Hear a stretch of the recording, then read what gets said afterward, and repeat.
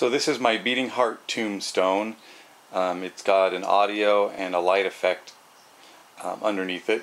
It's attached to a heartbeat sound, and the heartbeat sound runs through a little light organ control device like I use for my thunder and lightning machine, and it causes this recessed heart area to light up red with the same audio beat. So if we just look underneath it, you can see here's a speaker.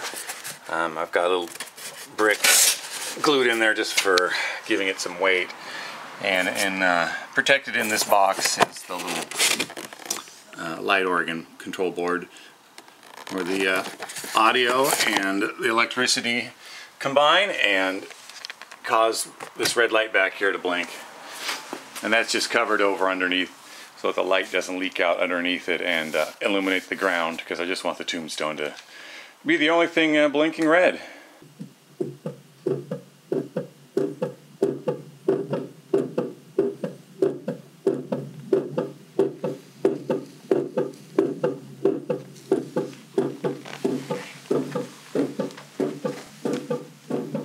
Inside this little coffin is our darling prop I made a couple years ago. So it's just a corpseified big baby, and she's got one eye open, always on the lookout to greet the trick-or-treaters coming up. So it's just a foam small coffin I made, and just enough to fit the doll, no larger. Underneath the lid, underneath this segment that hangs down, there's a flickering light, and it's just battery powered, so I got to go in the graveyard and turn it on every evening.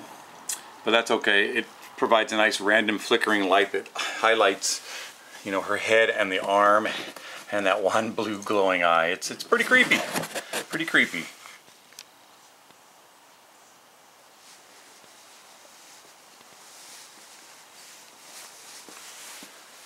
This lamppost was a really great addition this year. I just made that new.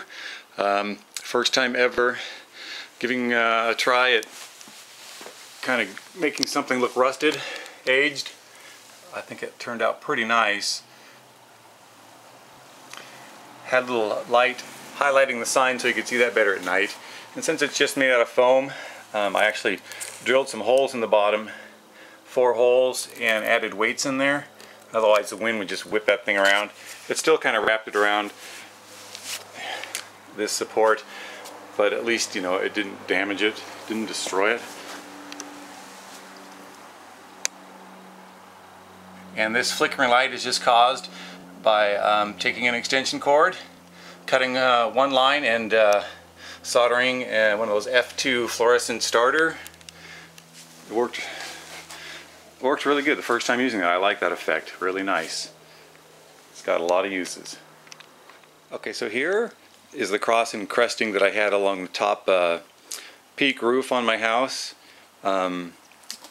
The block and the cross is about 3.5 feet high, and this comes apart in 4 sections. The cross sits in the block, the cresting sits in the block in a slot, and in the back there's that black cradle that the cresting is screwed onto.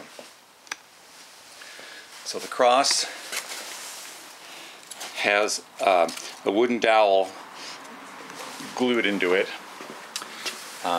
There's one wooden dowel this way, and then wooden dowel all the way down.